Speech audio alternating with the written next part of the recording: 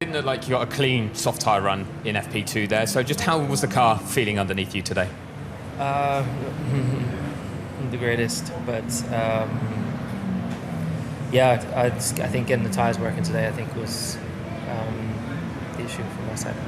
Is that a case of still learning the car as well and the team, or is that just specific to this track and today's running? It's nothing to do with the team, it's just we were struggling to get the tyres working. And then how much learning have you been doing though from a Friday into a Saturday, like with this car this year? How much of a step do you quite often find yourself making when you delve into the data? No, normally Saturday goes backwards, but there's not a lot backwards for me to go from where I am. So hopefully tomorrow, overnight, we'll make some improvements to the car. There was a few bits through the session that felt good, and just once we get to the soft tyre, it's not there. So we'll make some changes overnight, and hope tomorrow we can come back a bit stronger. And we saw Charles was at the sharp end today. You've talked about maybe converging setups in previous races. Is that something you'll be looking to do as well tomorrow? Possibly. We'll work together tonight to see, because we're through both sessions. We're trying different things across both cars to then converge. So wing settings and all sorts. So I'm hoping tomorrow we'll have a better understanding after we analyse tonight, and hoping for a better day tomorrow. What do you think the car's capable of? Where do you think it can maybe get you if you get it all right? I don't know, mate. I'm just trying to see if I can get in the top 10 at the moment. All the alarm bells are ringing at Ferrari. Hamilton can't find his way with the SF25, and qualifying in Jeddah could mark a turning point in his time at Maranello. Is Hamilton in crisis? Or is it just a bad Friday? Today, I'll tell you everything that happened in free practice 2 of the Saudi Arabian GP, and what no one dares to say about his adaptation to Ferrari. Lewis Hamilton had one of the toughest Fridays since joining Ferrari. In the second free practice session for the 2025 Saudi Arabian Grand Prix, he finished in a worrying 13th position. But it's not just a poor position in the standings. The stat that most worries the paddock is the gap to his teammate Charles Leclerc.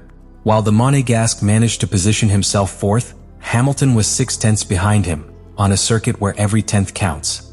Beyond the gap to Leclerc, the problem worsens when comparing his performance with the session leader, Lando Norris. Hamilton finished more than a second behind. A huge gap considering we're talking about a 7-time world champion, a driver who joined Ferrari with the goal of restoring their lost glory and fighting for an 8th title. But what was most revealing wasn't the times, but his words. Speaking after practice, Hamilton was blunt, not the best. I think getting the tires working today was the issue from my side. It's nothing to do with the team. We were just struggling to get the tires working. In a sport where driver confidence is key, such public admissions are red flags. And what was most striking was his response to the question about his expectations for Saturday's qualifying. Instead of projecting ambition, Hamilton was brutally honest. I don't know. For me, I'm just trying to see if I can get into the top 10. This phrase, spoken by someone who has achieved 104 pole positions in his career, marks a turning point. It's no longer about fighting for pole or the front rows. Hamilton is simply focused on qualifying within the top 10. That statement encapsulates the current situation. A lack of confidence, uncertainty, and an adaptation that is proving more difficult than expected. The situation is critical not only because of this Friday's isolated performance, but also because of what it represents in the context of his move to Ferrari. Since his arrival in Maranello, expectations have been immense. And while there were glimmers of hope in Bahrain, where he claimed to have clicked with the car, what happened in Jeddah shows that connection is not yet stable. Every circuit presents a new challenge, and this one in particular, with its high speed and limited overtaking opportunities, severely penalizes drivers who are not in their best form since qualifying.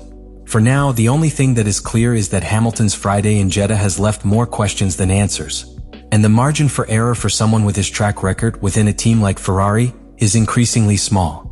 One of the key points that explain Lewis Hamilton's poor performance in Jeddah practice is the relationship between the SF25 and tire performance. Ferrari introduced specific improvements for this Grand Prix.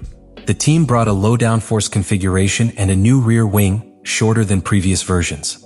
This new design sought to reduce air resistance without compromising downforce too much, a choice designed to exploit the long straights and high speeds of the Saudi Arabian street circuit. Furthermore, Ferrari retained the new floor and diffuser parts tested in Bahrain. These modifications, in theory, allow the car to run at a lower ride height, something that should generate more efficient downforce on fast tracks with good asphalt like Jeddah. However, on Hamilton's car, these improvements are not translating into performance. The Briton once again struggled to reach the ideal operating window for the Pirelli compounds. And that's no small issue. Today, more than ever, tire management determines success or failure in each session. If a driver fails to warm up the tires properly or degrades them excessively, they're out of the running. Hamilton was clear. He said the problem wasn't with the team, but simply that he couldn't get the tires working. In practical terms, this means his car wasn't reaching the temperatures necessary to generate optimal grip. And when that happens, there's no way to attack corners with confidence or find the pace needed to compete on equal terms. What's most striking is that the same SF25, with the same improvements, is actually working in the hands of Charles Leclerc. The Monégasque was able to find the right setup, which shows that the car, despite all its limitations, has potential. This leaves Hamilton in a difficult position. He has a car that can perform, but he can't adapt it to his style. The balance between the chassis, aerodynamics, and tires simply doesn't respond as he expects. And herein lies a deeper problem. The car's setup seems to be more aligned with Leclerc's driving style. Although different wing variants and other configurations were tested on both cars during the day, the result was clear. Hamilton ended up uncomfortable, lacking pace, and without immediate responses. This lack of synchronization between driver and car is a clear sign that there is still much work to be done. In a championship as competitive as the current one, where McLaren and Red Bull are fighting for tenths of a second, any driver who fails to fully utilize their tires is out of the game. And that's exactly what happened in this second free practice session.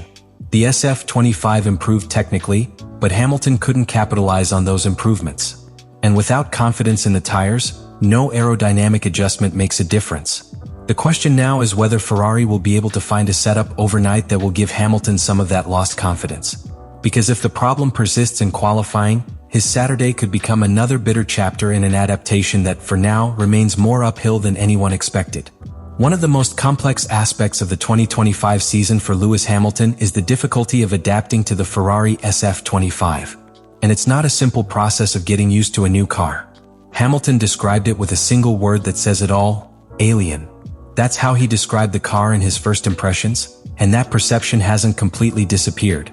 After 12 years driving for Mercedes, where the car was shaped year after year by his driving style, the move to Ferrari has been like landing on another planet.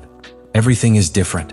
From the way the chassis responds, to the feel of the brakes, to the way the car delivers power out of corners. Hamilton isn't just learning to drive a different car. He's relearning how to compete with a completely different concept than the one he was used to. One of the most technical and least visible factors to the public is the change in the braking system. At Mercedes, Hamilton used carbon industry components, while Ferrari uses Brembo brakes. The differences aren't just a matter of brand. Pedal response, optimal pressure, performance in different temperatures. All of that changes.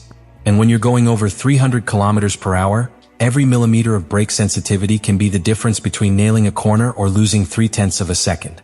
Added to this is a concept that Ferrari employs as part of its car philosophy: the use of engine braking. At Mercedes, Hamilton rarely had to actively use it. But in the SF25, it's an essential tool for stabilizing the car under long braking and high-speed corners. This change requires a complete recalibration of his driving habits, something that doesn't happen overnight. After the Bahrain Grand Prix, Hamilton hinted that he had finally connected with the car. He spoke of a click, a sense of understanding between what the SF25 needs and what he can deliver. But that harmony was fleeting. In Jeddah, the car once again felt strange, unpredictable, disconnected. And this inconsistency is dangerous because it doesn't allow confidence to build. When a driver doesn't fully trust their car's behavior, fear of the limit appears. They begin to hesitate under aggressive braking, precision is lost on corner entry, and traction is compromised on exit. That's where tenths of a second are lost. And Hamilton knows it. That's why he was so cautious in his assessment on Friday in Saudi Arabia. He didn't promise results or make optimistic statements. He simply acknowledged that he's working to adapt, that each circuit presents new challenges, and that the process is nowhere near complete. This type of adaptation doesn't just require patience. It requires a technical structure that listens, interprets, and knows how to translate what the driver needs into concrete solutions. And although Ferrari is working to mold the car to Hamilton's style, the starting point is complex. Leclerc has been following this philosophy for years. He understands the car's strengths and limitations almost instinctively. Hamilton, on the other hand, is still looking for references. The big question now is whether time will be on his side. Because the talent is there. The experience too. But in Formula One, the time to adapt is getting shorter. And while he continues to explore how to live with this alien car, the championship doesn't stand still. Every point not earned now is a burden that will be felt later.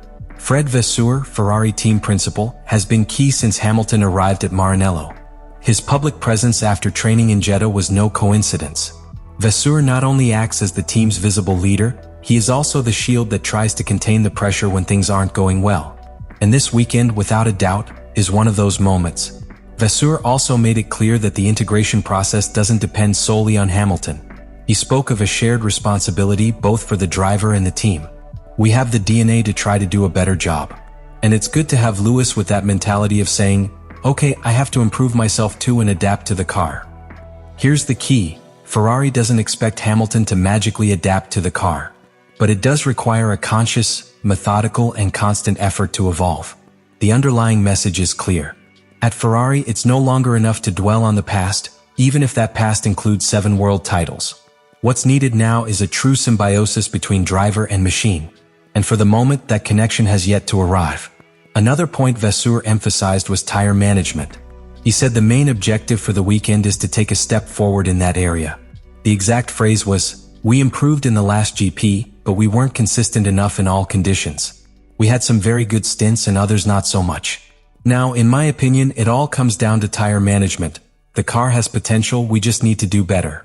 With these words, the team principal suggests that the SF25 isn't a car limited by design, but by execution. And here we turn to the drivers. Because while Leclerc manages to get the most out of variable conditions, Hamilton is still struggling to achieve that same consistency. This internal comparison, inevitable in any team, is beginning to put pressure on the Briton. But there's something that differentiates this situation from similar ones in the past. The way Vasseur has decided to protect Hamilton. He doesn't expose him publicly, he doesn't look for external culprits, and he doesn't hide either. He supports him but demands him. And that is precisely what can make a difference in the long term. Because if Ferrari wants to build a solid project with Hamilton, it needs stability. But it also needs results. And that tension between time and urgency is what Vasseur is trying to manage intelligently. What he says now will be key to keeping the team united. But what happens on the track will ultimately determine whether this marriage between Ferrari and Hamilton truly has a competitive future. Lewis Hamilton's Ferrari career is, at this point, much more than a simple matter of technical adaptation. It's a process that tests everything he has built throughout his career. His mentality, his ability to reinvent himself, and his resilience under pressure. And the 2025 Saudi Arabian Grand Prix, beyond the times, positions, and statistics, represents a critical point in that process. Hamilton didn't come to Ferrari to make a smooth transition into retirement. He arrived with the ambition to win. To prove he could dominate with another team, with another car, and facing new challenges. However, the reality has been much harsher than even the most skeptical could have anticipated. Every weekend seems to bring a different obstacle, and each circuit demands a type of adaptation that, so far, he hasn't managed to consolidate. The SF25 is a car with potential, but also with personality. It's neither docile nor easy to understand. Leclerc has been able to interpret this because he has grown with Ferrari's evolution in recent years. Hamilton, on the other hand, must figure it out in real time, with the season already underway and the media pressure mounting. And that's where the real dilemma lies. Because time in Formula One doesn't wait. The championship moves on, points are lost, comparisons with teammates become inevitable, and rivals are unforgiving. The adaptation narrative has an expiration date. At some point, the project has to start yielding tangible results. Those around Ferrari know this. Vasseur has said it bluntly, this will take time. But he has also made it clear that it's not just a team issue. Hamilton must adjust, adapt, and evolve. His legacy isn't enough. What's at stake now is the present. And the present, as it stands, reveals an uncomfortable driver, lacking confidence, and an urgent need of finding a technical foundation that will make him competitive every weekend. However, it's impossible to talk about failure. It's still too early. Hamilton has shown that he can understand the car, as he demonstrated in the China Sprint and in some sessions in Bahrain. The talent hasn't gone away. What's missing is consistency, turning those isolated moments into a trend. And for that, he needs continuity in his setup, effective communication with his engineers, and above all, A car that better suits his style without forcing him to completely reinvent himself every race. The immediate future will depend on how his confidence in the car evolves.